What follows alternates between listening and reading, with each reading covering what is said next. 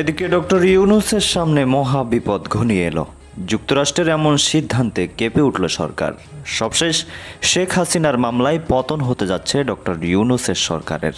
হঠাৎ একই হতে যাচ্ছে রাজনৈতিক অঙ্গনে। এই মাসেই ঘুরতে যাচ্ছে বাংলাদেশের ক্ষমতার চাকা। দর্শক, তাহলে কে বসতে পারে এবার ক্ষমতায়?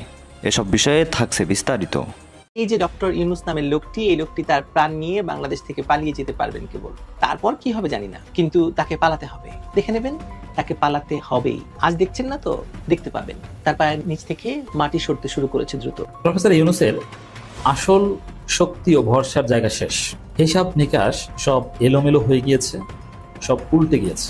প্রফেসর ইউনূসের বিকল্প আসতে পারে। বাংলাদেশের রাজনীতিতে এখন নতুন কিছু ঘটবে এবং সবাই অবাক হবে। এই জুলাই আগস্টেই ঘটবে। এটা আমি মনে করি যে বাংলাদেশের মানুষের সাথে তারা বরাবরের মতো গাদ্দারি করেছে, সরকারের সকল সুযোগ সুবিধা ব্যবহার করে, আর এগুলো করছে শুধুমাত্র তারা আসিফের শক্তিতে। এই আসিফ মাহমুদই তাদেরকে দিয়ে এগুলো করাচ্ছে, যে তারা তো সরকারের বড় একটা অংশ এখন, সুতরাং তারা তো সরকারি দল, তাদের বিরুদ্ধে ওইভাবে সাধারণ শিক্ষার্থীরা কেউ কিছু বলছে না।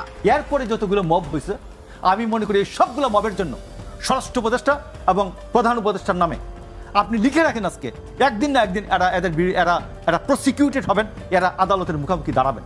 আদালতের সামনে দাঁড়িয়ে কে দিয়ে বলতে হবে, এটা আমরা আশ্রয় দিয়েছিলাম, আমরা পৃষ্ঠপোষকতা দিয়েছিলাম, এটা ভুল হয়েছিল।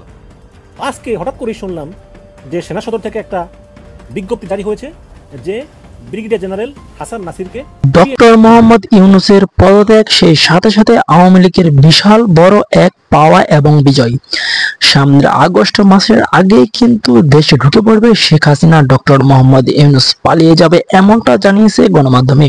প্রিয় দর্শক শ্রোতা, যদি ডক্টর মোহাম্মদ ইউনূস পালিয়ে যায়, যদি শেখ হাসিনা বাংলাদেশে প্রবেশ করে, তাহলে বাংলাদেশের মানুষের জন্য কেমন হবে অবশ্যই কমেন্ট করে বলে যাবেন। সেই সাথে যদি ডক্টর মোহাম্মদ ইউনূস পালিয়ে যায়, শেখ হাসিনা বাংলাদেশে আসে, তাহলে শেখ হাসিনাকে বাংলাদেশের মানুষ কিভাবে গ্রহণ করবে অবশ্যই কমেন্ট করে বলে যাবেন। আজকের মতন এই পর্যন্তই।